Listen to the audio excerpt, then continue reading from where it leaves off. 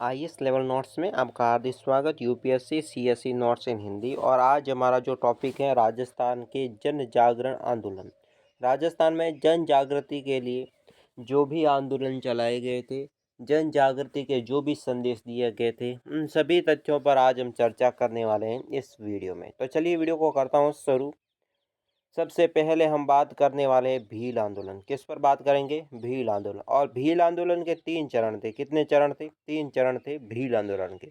कौन कौन से 3 चरण थे? सबसे पहले जान लेते हैं। प्रथम चरण, भील आंदोलन का पहला चरण 1833 से 1920 तक चला था। 1883 से 1920 तक पहला भील आंदोलन चला था, प्रथम चरण। इसका नेतृत्व किया था गुरु गोविंद गिरी ने। किसने किया था नेतृत्व? गुरु गोविंद गिरी ने। जन्म हुआ था इनका बांसिया गांव डूंगरपुर। कहाँ पर बांसिया गांव बसा हुआ है? डूंगरपुर में इनका जन्म संख्या। इनकी संज्ञा दी गई है आदिवासियों के दयानंद सरस्वती के नाम से भी जाने जाते हैं गुरु गोविंद।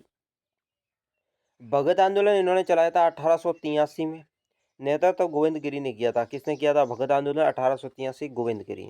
सहयोगी थे सुरजी भगत, सुरमा भगत और पूंजीधर जी, ये इनके सहयोगी थे।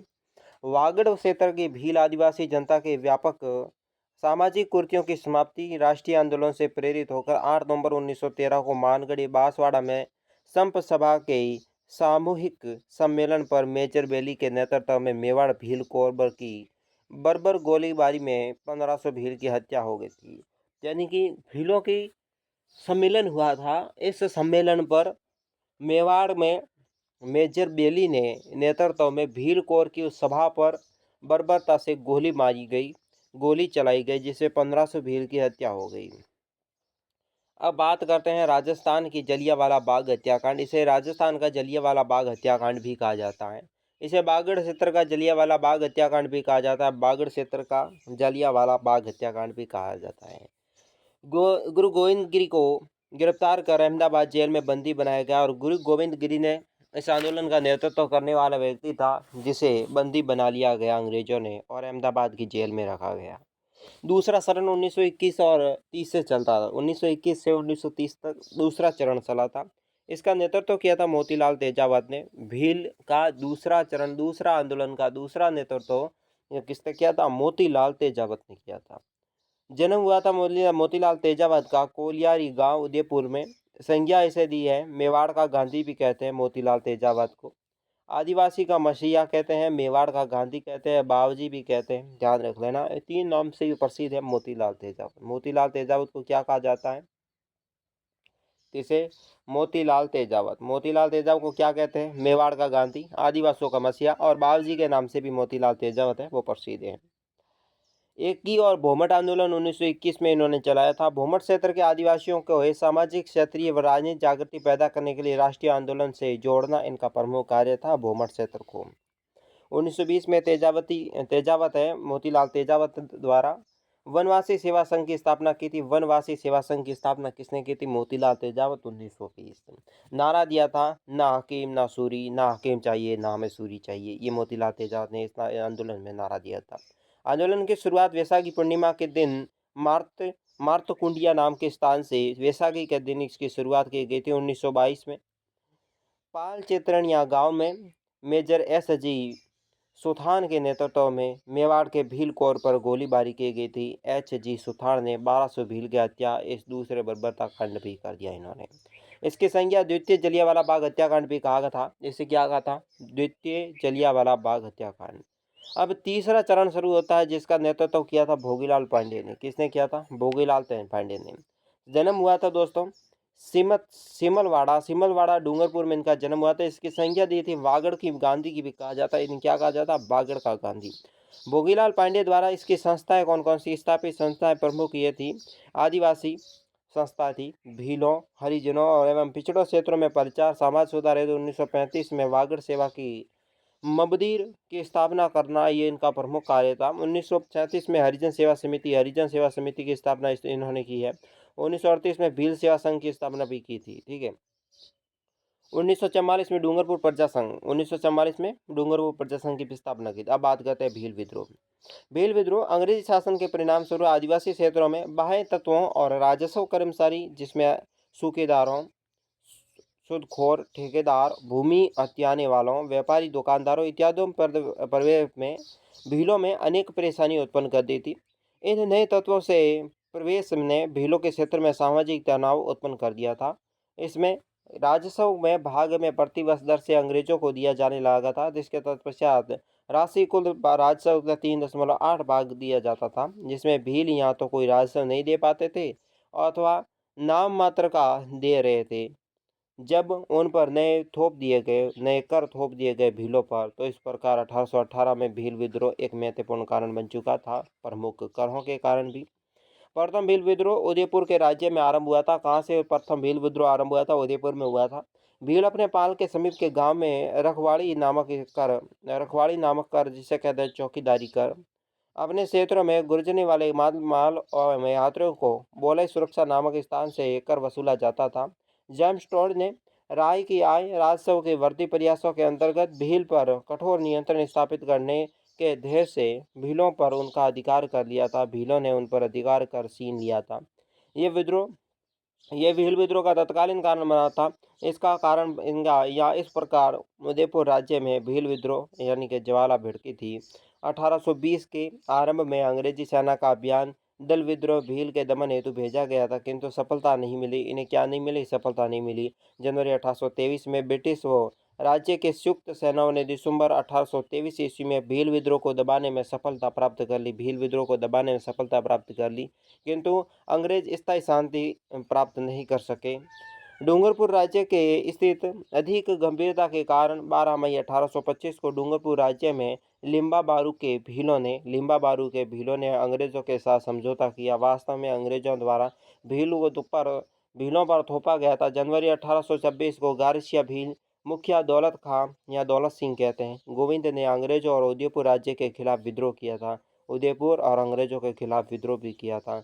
उन्होंने प्रतिरोध हेतु भीलों को फौज इकट्ठी की। उन्होंने पुलिस थानों पर आक्रमण किए, सैकड़ों सिपाहियों को मार दिया गया। 1823 ईस्वी में लंबी बातचीत के उपरांत दौलत सिंह के आत्मसमर्पण के पश्चात विद्रोह को समाप्त कर दिया गया। क्या कर दिया गया? विद्रोह को समाप्त कर दिया गया। सैनिकों द्वारा भील का दमन करने की दिशा में पहला कदम 1837 में जोधपुर के लीले नामक स्थान पर सेना का गठन किया गया था। किस स्थान पर? लीजड़ नामक स्थान पर इसका गठन किया गया था। इस सम्मेलन का मुख्यालय अजमेर में रखते हुए एक अंग्रेज अधिकारी को कमांड दी गई थी और 1842 में जोधपुर लीजन के मुख्यालय सिरोही राज्य में ही बगड़ाव गांव में एरिनपुर स्थापित कर दिया गया। एरिनपुर नामक स्थापित कर दिया गया था वहां से, ताकि जो आंदोलन हो रहा है उसे दबाया जा सके। सैनिक संगठन था। गोविंदगिरी या भगत आंदोलन भीलों के जागृति के विचारधारा फैलाने वाले सर्वाधिक महत्वपूर्ण नाम गुरु गोविंद का था। इनका जन्म 1858 ईस्वी में डूंगरपुर जिले के बासिया गांव में इनका जन्म हुआ था। ये एक बंजारे के घर में जन्मे थे। वो कोटा, बूंदी और अखाड़े के साधु राजगिरी का शिष्य बन गए थे। 1843 ईस्वी में गोविंदगिरी ने संप सभा की स्थापना की थी। गुरु गोविंद ने किसकी स्थापना की? संप सभा की। मेवाड़, डूंगरपुर, गुजरात, मालवा आदि क्षेत्रों में भील और गारसिया को संगठित करने का प्रयास किया। संप सभा का अर्थ है आपसी एकता, भाईचारे की भावना, प्रेम भावना रखने वाला एक संगठन संप सभा कहलाता है। ठीक है। इस संस्था के 10 नियम थे। संस्था के 10 नियम थे, जिसमें मांस खाने का निषेध, शराब पीने पर निषेध, चोरी और डकैती पर निषेध, स्वदेशी प्रयोग, अन्याय और प्रतिकार आदि रखने का सम्मेलन। इस सभा का प्रयास आदिवासी लोगों ने इन बुराइयों को छोड़ने का प्रयास भी किया है। इन बुराइयों को छोड़ने का प्रमुख प्रयास भी किया है और वे अपने आपसी झगड़े को पंचायत के मध्य ही सुलझाने और बच्चों को पढ़ाने का प्रयास करने लगे थे। उन्होंने लाल बाग न देने, बेगार न करने, व्यर्थ कर न देने की शपथ भी ली थी।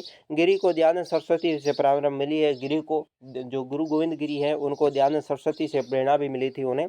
1881 ईस्वी में जब दयानंद सरस्वती उदयपुर गए थे तो गुरु गोविंद उनसे मिले और उनकी प्रेरणा को पाकर गुरु ने आदिवासी सुधार एवं स्वदेशी आंदोलन की शुरुआत और कुरीतियों को दूर करने के लिए भगत आंदोलन एवं स्वदेशी आंदोलन चलाया था। कौन कौन से आंदोलन? भगत आंदोलन चलाया, स्वदेशी आंदोलन भी उन्होंने 2 आंदोलन चलाए थे गुरु गोविंद गिरी ने। भीलों को हिंदू धर्म के दायरे में बनाए रखने के लिए भगत पंथ की स्थापना की।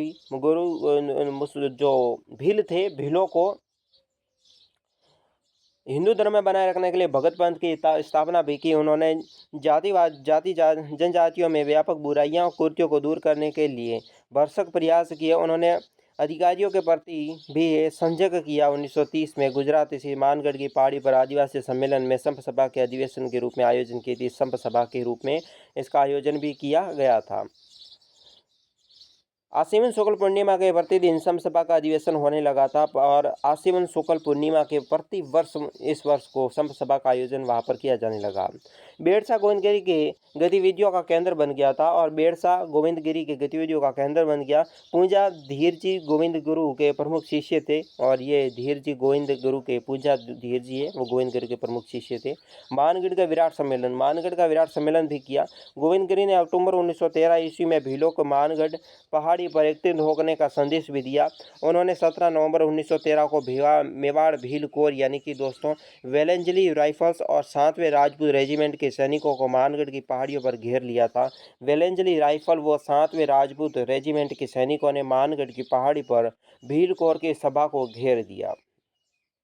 इसके नेतृत्व 1913 ईस्वी में मानगढ़ बांसवाड़ा की पहाड़ी पर संप सभा का विराट सम्मेलन आयोजित हुआ तो सेना द्वारा बरसाई की गोलियों में 1500 स्त्री पुरुष घटनास्थल पर मारे गए। इस घटनास्थल को भारत का दूसरा जलियांवाला बाग हत्याकांड भी कहा जाता है। भारत का दूसरा जलियांवाला बाग हत्याकांड।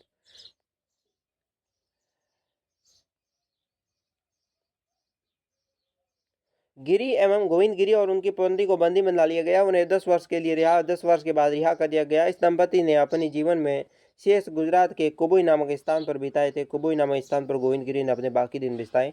फिर मोतीलाल तेजावत और एक ही आंदोलन जिसे भूमट आंदोलन भी कहा जाता है या मातरकुंडी आंदोलन भी कहा जाता है। उदयपुर यानी कि कोलियारी में जैन परिवार के जन्मे मेवाड़ गांधीगिरी को दोस्तों मोतीलाल तेजावत ने अत्यधिक करों, बेगारों, शोषण एवं सामंती जुल्मों के विरुद्ध 1921 ईस्वी में मातरकुंड या चित्तौड़ में आदिवासियों के लिए एक ही आंदोलन चलाया था। एक ही नामक आंदोलन चलाया था। इस एकता स्थान करने के लिए अभियान को ही एक ही आंदोलन के नाम से अभिहित किया गया था। एक ही आंदोलन का मूल उद्देश्य भारी लगा अन्यायपूर्ण लोगों और बेगारों को किसान मुक्त करवाना। मेवाड़ में 19वीं शताब्दी में भील आंदोलन के मुख्य रूप से मगरा क्षेत्र पर केंद्रित था जो 20वीं शताब्दी में प्रारंभ होकर पहाड़ा आदि क्षेत्रों में फैल गया था। यह आंदोलन साथ साथ 1921 में झाडोल, कोलियारी और मादरी, मगरा और भूमट के भीलों ने एकता कर अंग्रेजों और मेवाड़ राज्यों की जागीरदारी की सत्ता को खुली अवहेलना भी की थी। इस आंदोलन में इस समय मोतीलाल तेजावत ने मेवाड़ के भील आंदोलन का नेतृत्व अपने हाथों में ले लिया। भील आंदोलन का नेतृत्व मोतीलाल ने ले लिया। जुलाई 1921 में तेजावत ने भीलों का करबंदी सहित असहयोग आंदोलन प्रारंभ कर दिया। इन्होंने भीलों पर होने वाले अत्याचारों के लिए 21 मांगों जैसे मेवाड़ पुकार यानी कि मोतीलाल तेजावत की स्वयं की डायरी है मेवाड़ पुकार के नाम से जानी जाती है। तेजावत द्वारा छोड़े गए आंदोलन को भारी जन समर्थन मिला और भील की एक शक्ति आंदोलन बन गया। इस नेतृत्व में नीमड़ा के एक विशाल आदिवासी सम्मेलन 1921 में दोस्तों बनाया गया जिसमें सेना ने गोलीबारी में 12 साल मारे गए एवं 1012 भील मारे गए थे और 1000 घायल हो गए थे गोलियों से। मीणा जनजाति आंदोलन भील के बाद आती है मीणा जनजाति आंदोलन। जो मीणा खेती करते हैं वे जागीरदारी मीणा कहलाते हैं। खेती करते हैं वे जागीरदारी मीणा कहलाते हैं और चोरी डकैती करते हुए चौकीदारी मीणा के नाम से जाने जाते हैं। मीणा दो प्रकार के होते हैं, जागीरदारी मीणा, चौकीदारी मीणा। जयपुर रियासत 1924 में चौकीदारी मीणाओं पर पाबंदी के लिए क्रिमिनियन ट्रायल एक्ट लगाया गया था। 1930 में जयपुर रियासत में उन्होंने जरायम पेशा कानून लाया था और इसमें प्रत्येक वयस्क मीणा यानी कि स्त्री पुरुषों को नजदीकी पुलिस थाने में हाजिरी लगानी पड़ती थी मीणा को। 1930 में मीणा क्षेत्रीय महासंघ का गठन पंडित बंटी शर्मा ने किया था। मीणा के आंदोलन की संस्था का अनुसार चलाया गया। 1944 में नीम का थाना सीकर में मीणा का एक विशाल सम्मेलन आयोजन किया गया था जिसमें जैन मुनि जिसका नाम है भगन सागर महाराज द्वारा इसकी अध्यक्षता भी की गई। 1946 में आधुनिक जयपुर के निर्माता मिर्जा इस्माइल जयपुर के प्रधानमंत्री यानी कानूनी ददर्शी व जिन मीणाओं ने इस अपराध नहीं किए उन्होंने थाने में हाजिरी की मुक्ति दे दी। इसके साथ ही 1949 में वर्ध राजस्थान का निर्माण किया गया। 1949 में वर्ध राजस्थान का निर्माण किया गया। जयपुर रियासत का विलय हो गया। तब लगातार प्रयास करते हुए 28 वर्षों के लंबे संघर्ष के बाद 1952 ईस्वी में जराइम पेशा अधिनियम, कौन सा पेशा अधिनियम था? जराइम पेशा अधिनियम है वो दोस्तों लागू किया गया था। तो आज की वीडियो में इतना ही। चैनल को सब्सक्राइब, वीडियो को लाइक, दोस्तों के साथ शेयर करें। अधिक से ज़्यादा मेरे चैनल को सपोर्ट करें। वीडियो कैसा लगा कमेंट बॉक्स में जरूर बताएं। आज की वीडियो में इतना ही। मुझे दीजिए इजाजत। नमस्कार।